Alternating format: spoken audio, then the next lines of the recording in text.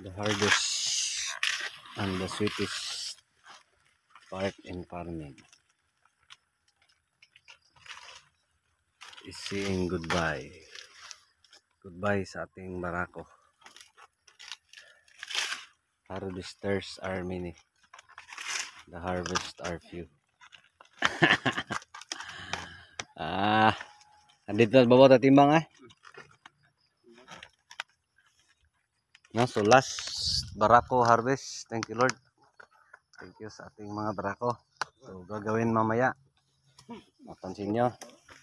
Marami itong mga partners natin. Shout out sa mga estudyanteng tatlo. Sakay ko sa bukag. No, so thank you sa ating mga barakong ampalaya. 5.5 months na pagtitiis. No, so gagawin later, bubunutin na. Actually may mga sanga pang bago sa taas. Pero hindi na kasi tama natin ang sili at saka sitaw. No, so ito yung land prep natin for crop raising. No, so thank you Lord, thank you sa ating mga tanim. No, so dito 300 plus kilos last na talaga kasi bubunutin na. So yung mga last dati hindi pa kasi hindi pa natin binunot. So ngayon kasi bubunutin na. So last na. Diyan sa karsada. Putin. No, so again, practical tips at saka real talk dito sa pag-aampalaya. Pag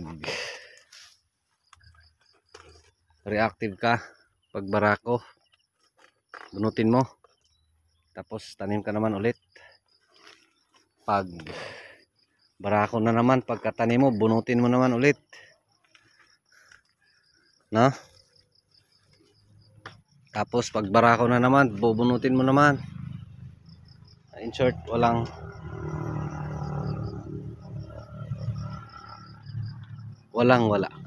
kang makukuha pag reactive ka. Pero pag proactive ka, pag barako, hayaan mo. No? Ito yung results sa ginawa natin.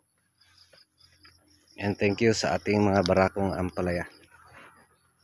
No? So the saddest part is saying goodbye, but thank you. No? Kasi kahit papaano, di tayo binigo. Maski naging barako siya, ay lumalaban. Bakit natin to pinapakita? No? So hoping sana maka-inspire doon sa mga nagka-problema ng ganito. Para sa mga bago lang nakapanood, no? Ito itinanim natin last April 9 sa kasagsagan ng napakainit na panahon, no? Yung tubig natin dito umabot pa sa 27,000 ng isang buwan yung naigasta natin, no? So recently 17,000 kasi doon sa kabila panay din patubig natin, bago lang tayo na ulanan naman, yung ulan na ulan. So pahirapan. So despite sa mga challenges na ating na-encounter, no? Of course, dumating din yung punto na bubunutin ko lahat, no? Kaya may mga portion tayo na wala na kasi binunot ko. Tapos nag-replace. So yan yung history dito, yan yung nangyayari dito. Yan yung pangyayari dito na laking tulong. Kasi daming aral na nakuha ko. Paano ba talaga i-manage? Nawas, multicab daw. Pag umabot sa ganito yung mga tanim, no? So dahil pinapatuloy natin, pinaglaban natin yung tanim natin. Ito, no? So total of 18 tons. Of course, di natin yung kinuwenta yung mga segunda. Of course, mahina siya sa simula.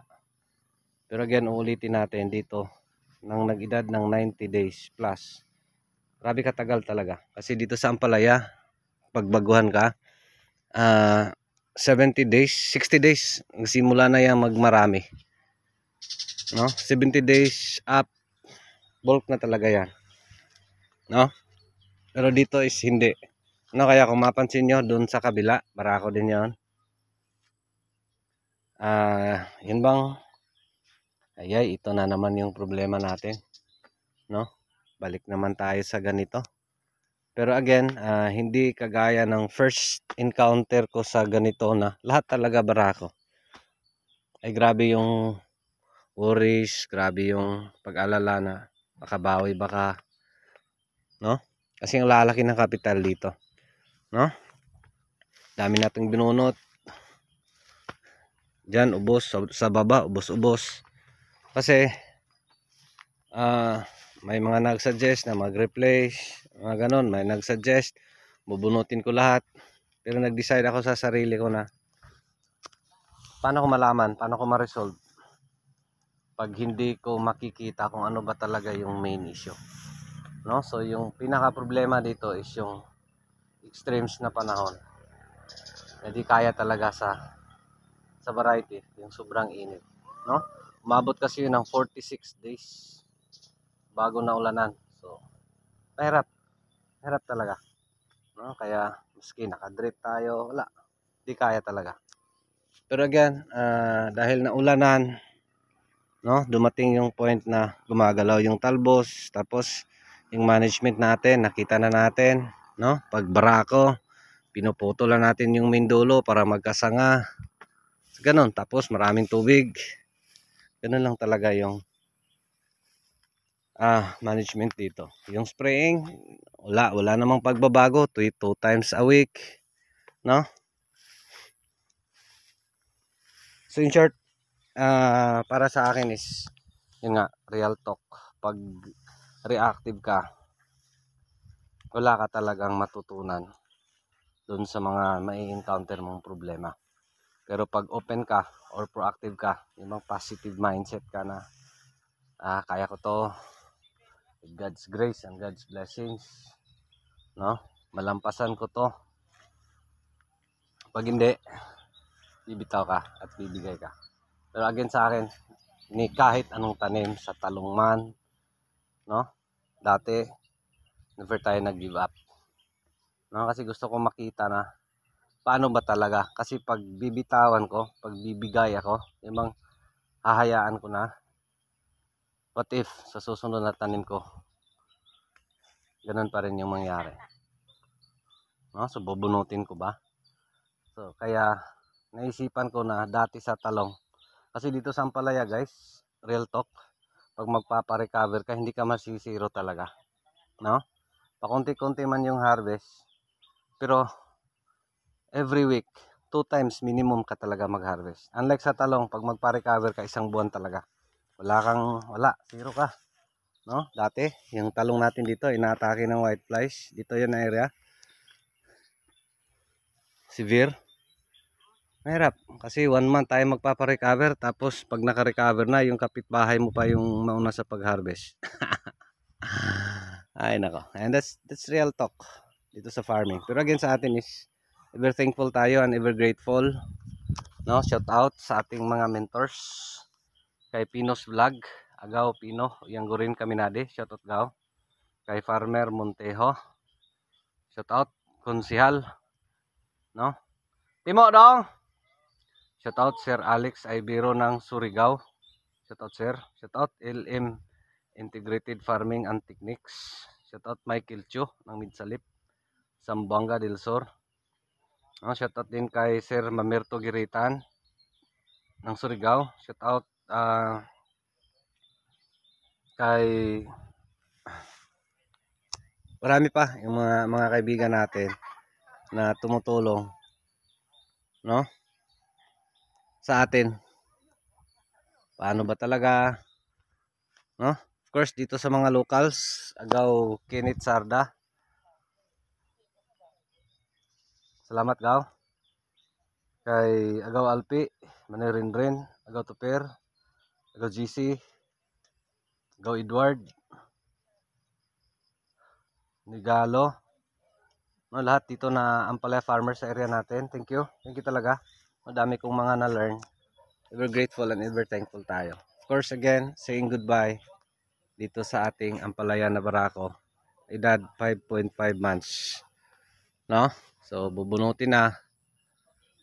Again dito pag mayroon pang mga area na bakante, pwede pa naman to makikitaan pa, pero konti-konti, no? Pero sa atin again, give up na, considering yung edad, no? Tapos land prep na tayo sa dito para sa siling at sala at saka sitaw, no? So again, pa-progress natin yung siling atsal, ano yung kalalabasan. No, so yun lang. Maraming salamat. So last and final harvest ng ating ampalayang barako. Barako man, pero di natin binitawan. No? And ever grateful tayo dito sa ating mga ampalaya na kahit pa paano hindi tayo nalugi. No? Dito natin kinuha yung kapital doon sa bagong barako na naman. Tapos may bago pa tayong land prep dyan sa baba. So laking tulong. Of course, yung lahat talaga dito natin kinuha. No, so yun lang. Maraming salamat. Ito pa rin si Jupilo Farmer, anak ni Matoy ang farmer nga gwapo, suhito, ugmay, kahibalo. Apan ay saba kay manoon pa ko. Daghang salamat. And God bless. Thank you. Thank you Lord.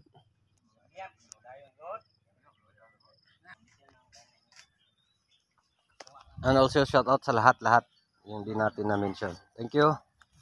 God bless everyone. Snack time. Alas 10. So tapos dito harvest kaya sila marami kasi mag-finalize kami dito. Final backlash. Kasi dito wala pa. No?